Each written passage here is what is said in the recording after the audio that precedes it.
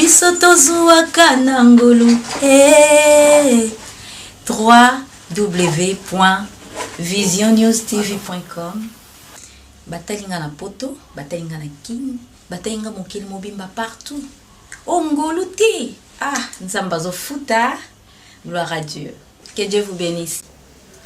Bonjour ou bonsoir, bien-aimés.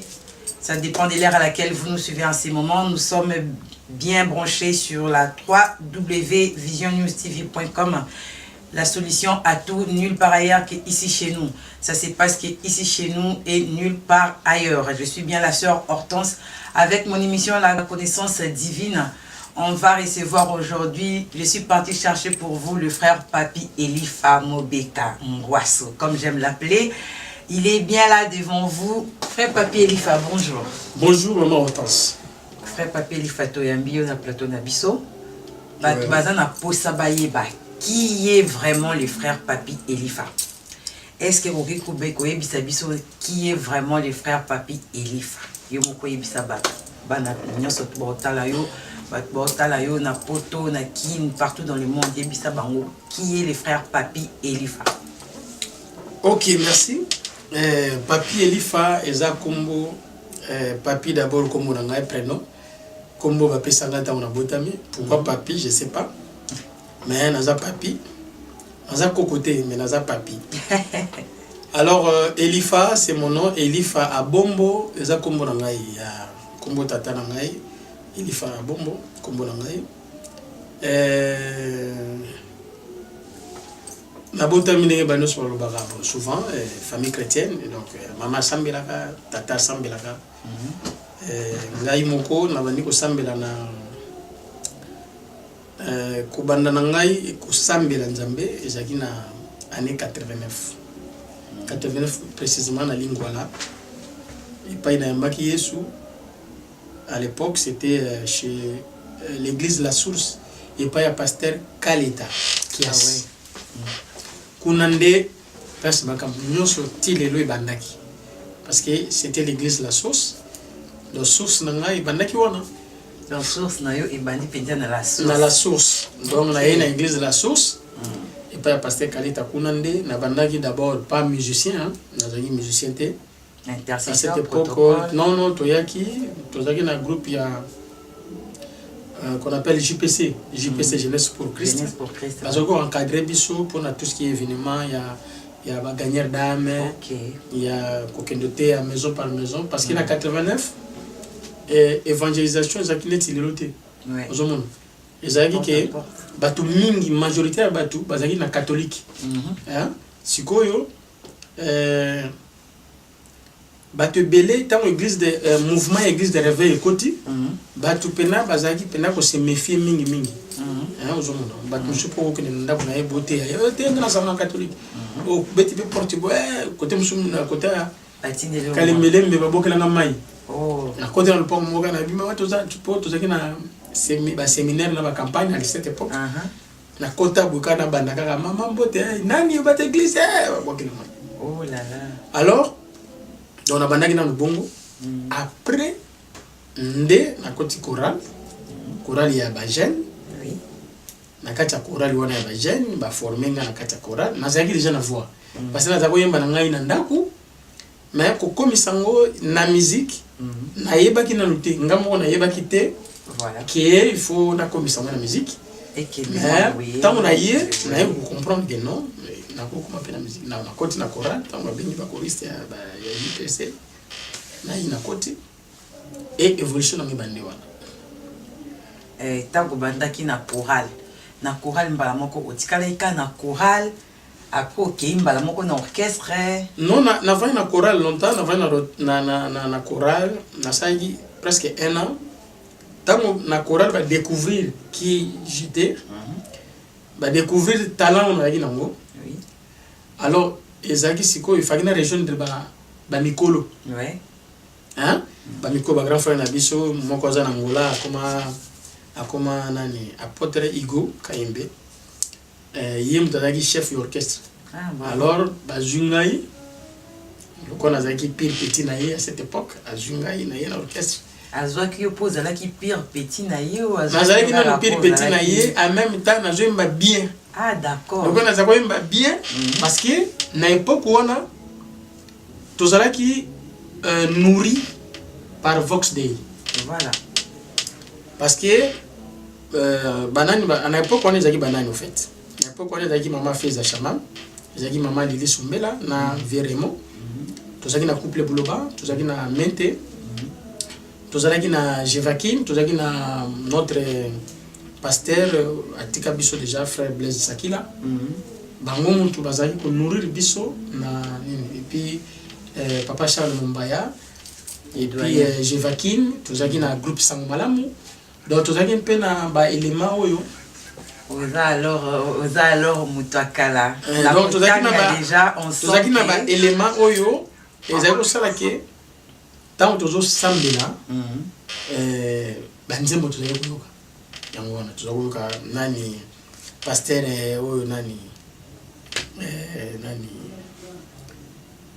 comme kimi frère papier Elifa alobi moi moké parcours na ye bon tango kotaki na orchestre obandaki po bayebisaki nga kolekaki pe Vox Day kolekaki pe na Vox Day ozalaki pe musicien Vox Day. Donc, à part Vox Day, au cas qui lui soucie pas maman tété, est-ce que vous savez la biso moi nostalgie moi briefing on est maman tété. Na Vox Day, en fait, nazaki ko interpréter Vox Day. Oui. Ça on a dans la source. Base de la musique, tu as la plus, c'est qui tu as besoin de ta musique il y a Vox Day. Oui. Moi muke tobeta Blaise Sakila ba blog lokola ngana tambola ki muke il est pas koluka bomengo. Bon tozali na banzembo lokwa oyo na interpréter pe na album na ngai ya mama Lili Sumbela. Yesu nanga mikono nyoso on ba banzembo ezaki fortifier biso à cette époque. Vox Day ezali ko banzembo lokwa ba Kangolanga ikolo Yesu mosunginanga moni vaona ya réveil à l'époque donc tu regardes banjo mo ya ndingona banjo wa tata nzambe o mosungi tata nzambe bablo nani na pesi mo inanga ina kolo on les a bien ba chrétien ba wana c'est vraiment toujours donc ils avaient tout les sécurité on a na quartier tout le monde na raté la classe église classe église. Ah ouais. Alors presque jeunesse mondiale na kutani na Vox Day parce que nga toujours na Vox Day na ba campagne na palais du peuple toujours na bango partout à Beta toujours na bango na ba convention parce que na vraiment fan numéro 1 à Vox Day. Voilà. Alors tu mon colomsous avec na réunion ya ba pasteur na Suzanne là. Ils à côté à ya nini il y a eu le médical. Na Suzanne là wana ezaka ba pasteur à l'époque Sony Mutombo Kankenza batona basanganaka ba na réunion moko réunion wana basenga siko pasteur Karitaya aya pe na groupe. Alors na réunion wana Vox Day et yaki ezaki na entre 90 et 92 comme ça. Na réunion wana Vox Day pe ba bengisa ba. Alors biso pe ba bengisa ki biso orchestre mo bato kendaki tango to komi loko ba Vox Day à cette époque ba zaki ba aimé donc bango ba ko banda vante biso mi fa to banda banda tango biso to bandi na yembi to sali ba cœur to sali makamno sona parce que mutu ali marika ki ngai ezaki vetich na ebai kaka bon parce que vetich problème na ezali azana défaut moko akoka otika ben bon musicien te liboso na il faut benga ona sima. Ah ouais. Quel que soit so yemba bien yeba que so okuta na ye a obenda ona sima. Ah alors il a un bon cœur alors. Voilà, yé on a des défauts pour na ye. Ah ouais. Un bon musicien pas na ye ou joyemba bien en tout cas au petit côté. Que ça soit guitariste, que ça soit chanteur ou trompettiste, nyonso. Siko na suka toyembaki nzembo na interpreta mo peo nini eko kabolanga na nzambe nzala pasi na mawato mopanga eko kite ko kabolanga na Yesu to na seli ba vocal ya nzembo na suka bengi ngai ai singa bi yo ozala na habita biso za orchestre ya Pasteur Kaleta abi bon moi ça na habita tout là voilà alors abi nanga bon tukutana na yo comme ça wana siko asalaka bazala en fait na deuxième Vox Day ezalaka na nini na bandal na Vox Day ami bale wana Taïs azala kuna kuna nde Taïs azalaki d'accord Taïs azalaki na kuna ya bandal siko ngai lokwa nazalaki na orchestre moyena longwa na orchestre mbala mona kende kuna yate mais to tikala na relation na ye et puis tango ngana na ye na louange yazaki na armée de victoire chaque fois toujours kutana po yazaki na ntsemo ni moko na yebisaki ye na yembango na yembi yango kolo Yesu ozali mwinda pelobiko na kobanga na nina mokili ataba meki ngai ataba sali nyoso eloko tozana studio alors na interpréter yango na yebisaki ye na vive fona interpréter nzemo na zango yemango bana kala à l'époque tokutela na yebisinga ko yebi nzemo ni zanga na biwi na yebisa yo abi OK abi ko lumisango te na studio abi OK d'accord mon on a même ça mon d'accord donc le moment est venu na salle qui yango OK donc c'est ça tango na sisi na ekolo tozaki na moi ba problème moko ezaki na niveau bon ezaki plus que moi ezaki problème moko un peu particulier na ekolo ngwa la source na comment ko travailler na Denis Ngonde na 93 14 oui en même temps nous avons déjà na comment l'église de louange d'accord mais nous avons travaillé na Denis Ngonde donc au tamboli de na tamboli pendate au tamboli na ba église te mais na ba un groupe pe na tamboli oui mais parce que travailler na ba on moni na période na tikaki la source na vanda na ndako d'accord na zaki sous na place OK était alors mama leki na ngai bisinga habita ngana na zandu na teka kana nde kwa Denis Ngonde so linga oyemba na tinda kuna oyemba na ye OK la vie pas de problème ba ke ba yebisi Denis Ngonde Denis Ngonde pas dit bon ça va aya tokutana un certain jeudi na kenda tokutana na Denis Ngonde abina OK na sali tester première réaction de Denis Ngonde na bina ngai awa ko imba kwa Carlito te et puis ngana oyemba kotoyo ya beta après nasuka beaucoup pourquoi tu peux se contre qu'est-ce comment ça a été c'est comme ça mais tant on a louange parce que na louange nani grand frère moko azako linganga mingi frère John Gitanda a ebisinga bino mais du coup il faut aussi équipe na louange à l'époque je voyais aussi la louange na 93 je voyais aussi la moya sika c'est lui aussi qui font na kasamu donc biso za bata liboso to manaki c'est lui orchestre liboso c'était nous to bandi ezali ngai kabibi atika biso déjà ida et puis batu tout kutaki bango kuna to je suis bango alors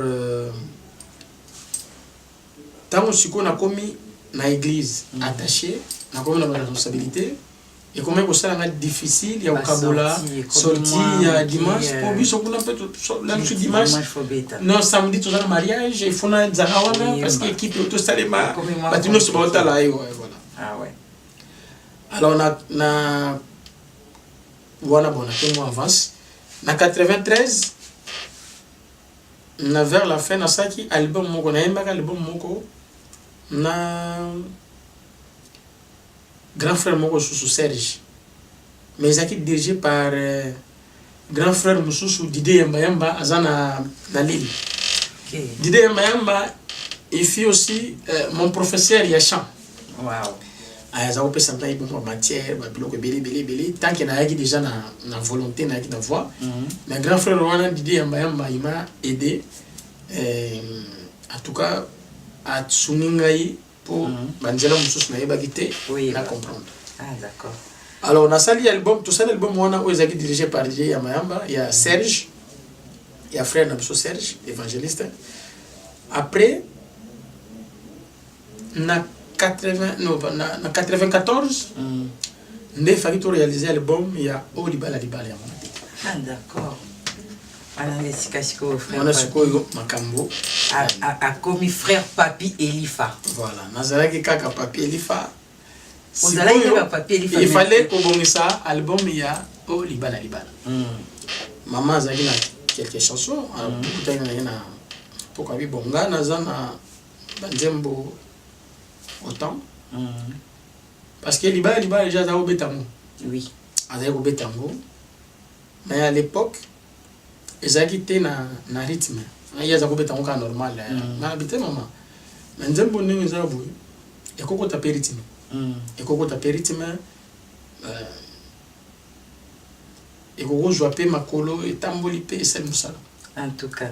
Parce que quand il y a des moments il y a des moments où tu me dis que tu choral il y a un time malam oyembi na yo style si sans couleur ou bête mbondeki. Faut comment tu na yo je vais na moi ni. Ande siko na proposer qui na proposer maman na yo nzembo no sozana mona moni ça bien siko to sala boy nzembo aliba alibala il faut tout ça là première partie ezala boy et la deuxième partie ezala boy bravo to meki yango esimbi wow et puis tango simbi to ke na studio Sangomalamu à l'époque tous les chrétiens au bazawa ba yebi to zala na studio moko Sangomalamu to futi mbongo na biso pe to ke kuna pozagi so bo matiko na boke retraite ko na biloka kolia na mani pati ba na montagne na ite ouais to ke to kutani à l'époque mutasele biso premier arrangement biso to sali arrangement une partie programmation et ça ne pas ya Joël Bumba je pense Joël entre Joël ou bien nani ouais Zali Joël Bumba en Angleterre, à Salé Busso, et puis Sami Bia, je pense, avec la Busso basse, et puis bon, voilà. Toyembi, aussi, c'est qu'il va aller à 94. Il va dire que ça, Moussa Namou, il va dire Makamou. Si les lois ici là. Les carrière, Maman Liboso, Busso Nassim.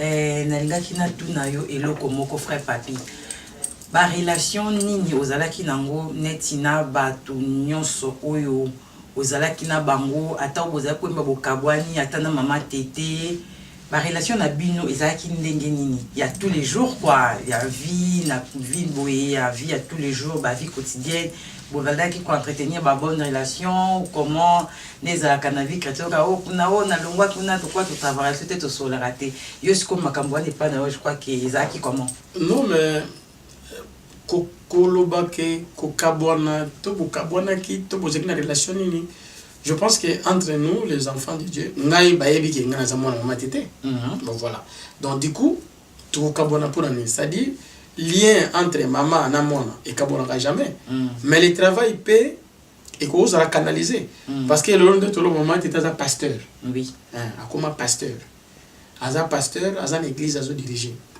mais base ya musique igno surtout tout ça là ngana zaraki na place belé oui na fonctionnement na arrangement na makambo belé comme naza sur place maman akoli déjà donc makama musique pena ya ndela ngo ngiti biso biso na ndela donc ngai na frère John Kitanda azana na Bumbashi donc biso mtola ndela makamona soki nzembo yi ya sala ka nzembo yina butu ya go zala na butala musinga yo ka nzembo yi ngai to chango na misa na butu wana to tali tempo ni ko beta pa to kangia mo lobi na tongo to bengani to kuda église to ke to bongisi papa to bi bon koki e bongi déjà yo go yimba boye to pesi ligne et puis c'est tout. Ici, biso do leki. Bravo. To ke na studio, to sali musala. Mais comme ba élément nous c'est ensemble te pour naie actuellement, yango moni Astopaki mais côté musique, à qu'est-ce côté évangélisation. D'abord à la base, c'est une prédicatrice. Ouais. Déjà depuis longtemps. Azalaki na azalaki ko sala ba veiller, ba zo be mo femme de promesse. Oui. Voilà. Ba veiller on est chaque vendredi yem tatiaka. La bandango kala. Mais appel il y a pastorat et après donc si quoi azali berger azobatela bampate Mais de temps en temps... A commis Sikoyo Pasteur, on lui dit un grand bonjour là où elle est, maman, nous t'aimons, moi. Voilà. Maman Sikoyo, frère Papi. Frère Papi, album. Le bien de frère Papi a sali album. Tolingi Toyeba. Album, il y a frère Papi et album où il y a Nguya. Album, où na stoppé na nouana estima na basima. Mais album, mais quand nous koyeb sabiso album na yo, tout le monde qui sur le marché misi album moko. Tolingi Toyeba, makambo album angeza comment. Mais quand nous ko expliquer libota na nzambe Toyeba na nous album ango esili et bimi et sur les marchés ils ont kama évolution nango ezan ndenge.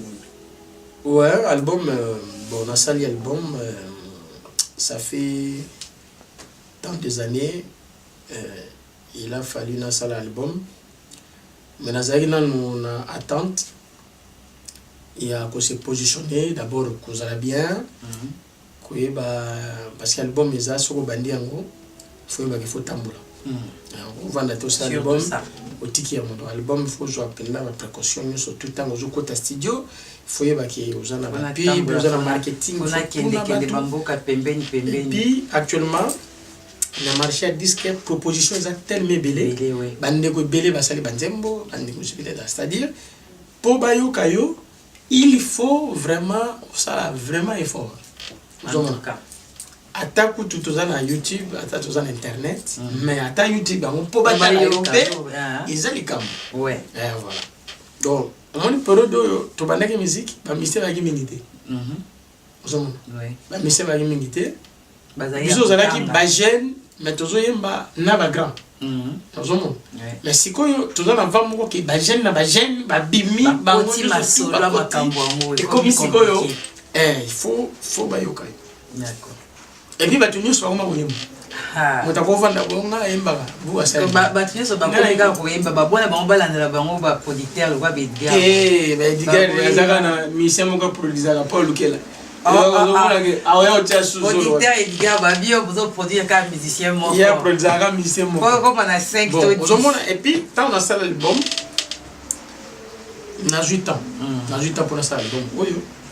Et puis tant on a 8, ils a dit parce que Nazareth Otala, genre ni un message. Oyo, na bobisa.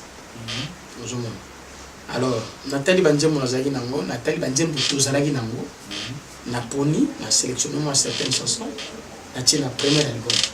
Monsieur Zali Nango, Monsieur Zali, je crois, Sugi Oyo. Bon, et ça peut être que sur Monsieur l'album Malamo et Osala. Album ils auraient tant. Oui. Tant Monsieur Osala. Tant que il voyait les lotés, tant que après 2 ans, il joue en plein. Parce qu'il faut laisser le temps, Batouba va découvrir. Va savourer. Voilà, va découvrir. Titre album en Guézani. Bon, Nathalie en français, qu'attends-tu pour revenir à la source? Mais na breva qui en fait, na brevia qui en na brevia qui en Nathalie Zonga. Zonga c'est-à-dire revient. Zonga na source.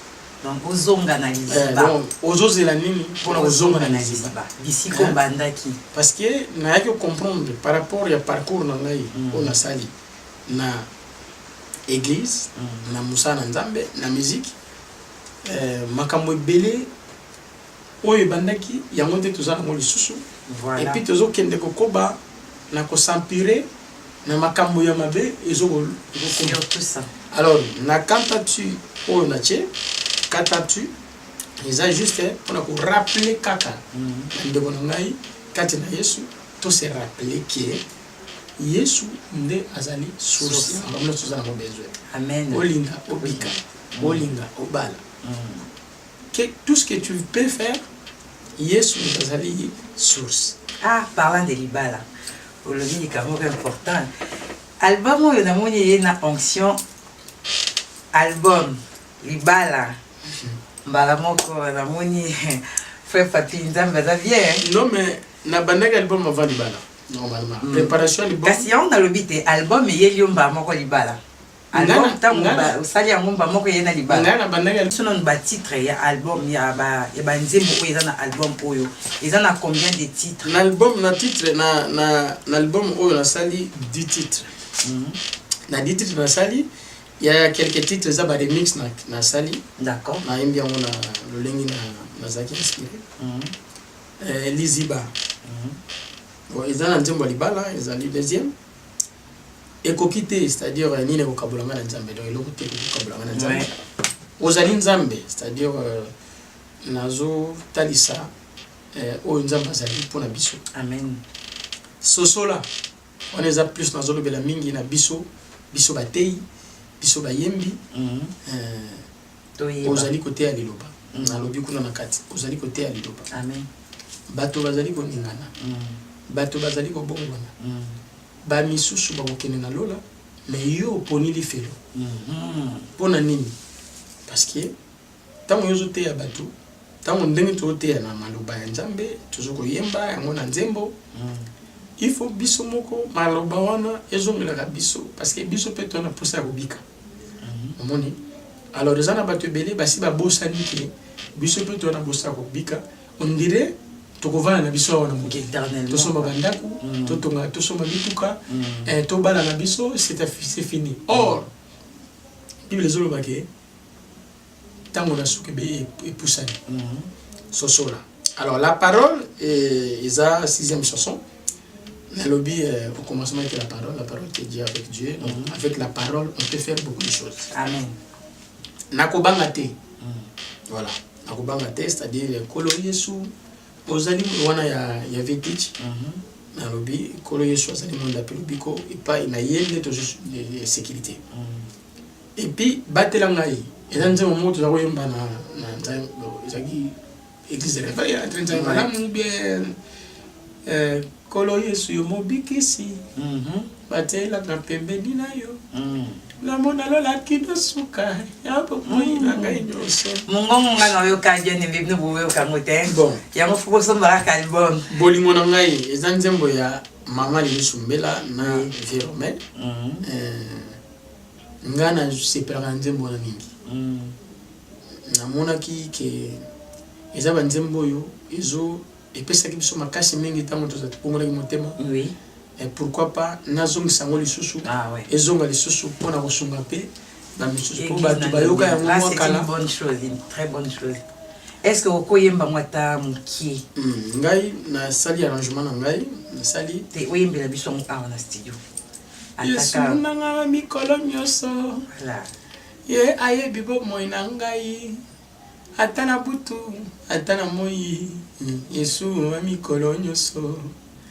Ata nazali na yaya na ngai ata nazali na leki nanga akolinga nga te lokola Yesu. Yesu wa mikolo nyoso. En fait, il y a une beauté nga na Bravo. po na pesa moi bomoi. Merci. Elanga ne deni. C'est-à-dire olibala libala ya matete. Ndenge tosalaki yango ya liboso ezalaki na ba pause. Oui. Ngai tango na sali remix nango na sali sans pause donc na beti yango na salsa. Ah d'accord. Voilà. OK. Kuna nelanga ne deni Zambe akeliana aekokela Eva apambola kibango lelo mokolo esengo pona libala oyo bango batosi mobeko asepelisi Zambe olibala libala olibala olibala o. Bravo. Voilà. Donc 10 titres ali awa. Et album Zonga. Attentif pour revenir à la Et source. voilà, je vous présente encore voilà le produit Yangoyo, l'album du frère Papi Elifa, notre frère que nous aimons beaucoup. Là, je vous rappelle encore, on est bien branché sur la www.visionnewstv.com.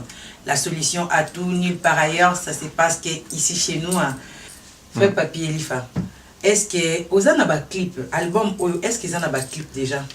Album Oyo na salaki 3 clips eza sur YouTube et puis na memi pe mususu ezali bon bah titre ni to ko retrouver déjà eza libala et puis la parole na liziba.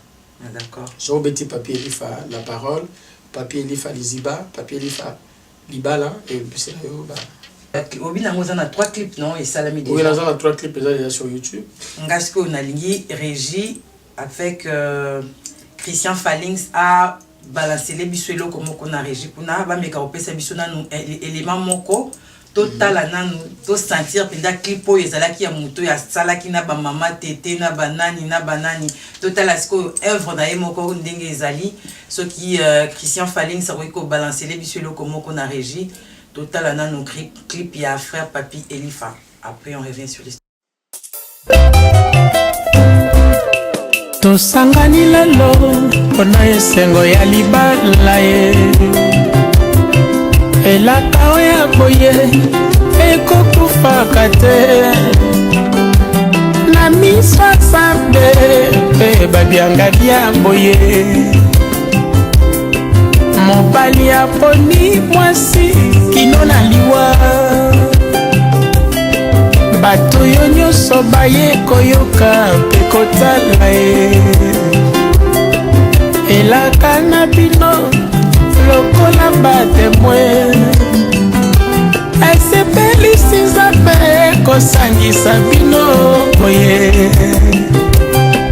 moko te akabola mokano ya likolo yayo na ye lelo ekosuka wate cimenté collé soudé serré libala la mine novo ye na flosine vimale serré soudé serré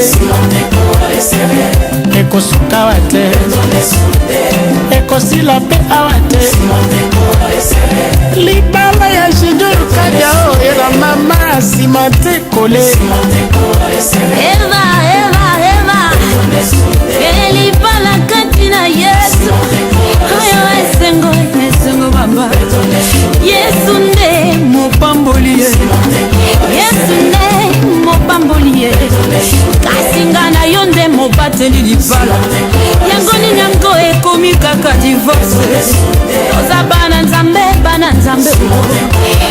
balobi cimenté collé balobi collé serré ekati na Yesu collé serré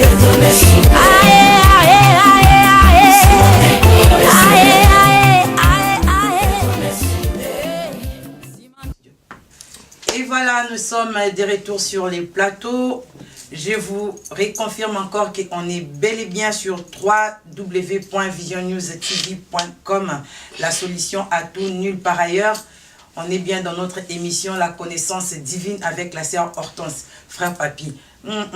Là vraiment j'ai senti clip wana ya libala na ya nana Lukezo nickel ngamoko j'adore ya nana bisous na sepeli na clip wana l'équipe bien frère Papi clip ça là na zone de game na Bruxelles ah là là la Belgique pardon Nature Matiti voilà en tout cas moi j'ai vraiment aimé frère Papi nani a produit nini clip ou album ou nani a produit parce que ngai moi ba soupçonner kende diga mokonzi a produire nani nga na zasko na bat balingi baye banga kutu nanu te batu balingi baye ba qui vraiment de qui est il est au batu na de qui est-il le fils il y a za mwana nani a produire production salami na maison d'abord Edgar a produit ça car moko Paul Lukela. Oh non ngana yebi mama Aida mama Godé na mususu na yoka kia wa Edgar na Paul Lukela.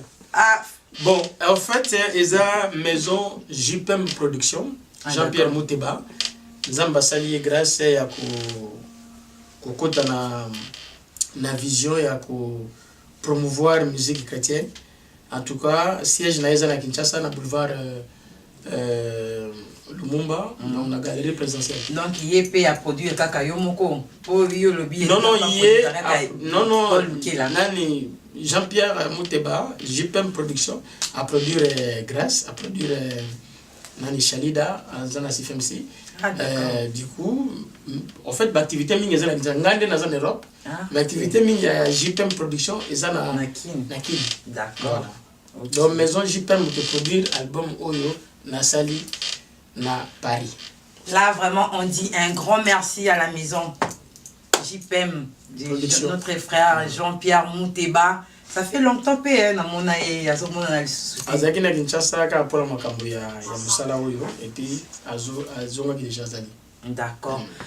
Eh bien, là, nous commençons à tendre vers la fin de notre émission. Frère Papier Lifa, album Tokoki Kozwayango Wapi.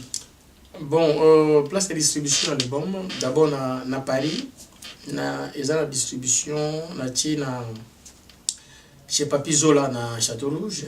Au Kouta Yamouipa, il y a notre pasteur Francis Lola. Oui. Et puis, il y a Yoyo Music. Et Zali na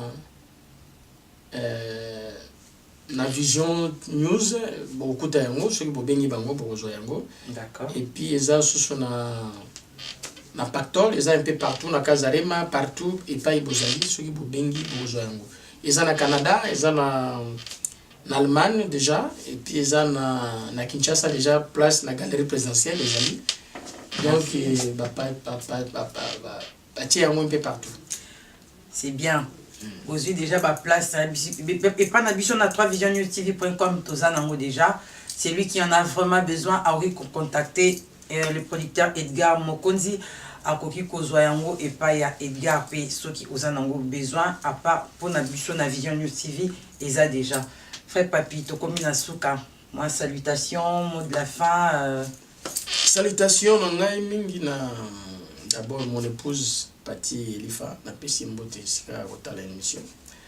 Après libota na ba nzambe ba yembi nyoso oyo bazoko saela nkolo na pesi bino mbote basali na nzambe nyoso oyo bazoko saela nzambe na pesi bino mbote et puis kolo asunga po mikolo za sumingite tokuta na poto bina ensemble.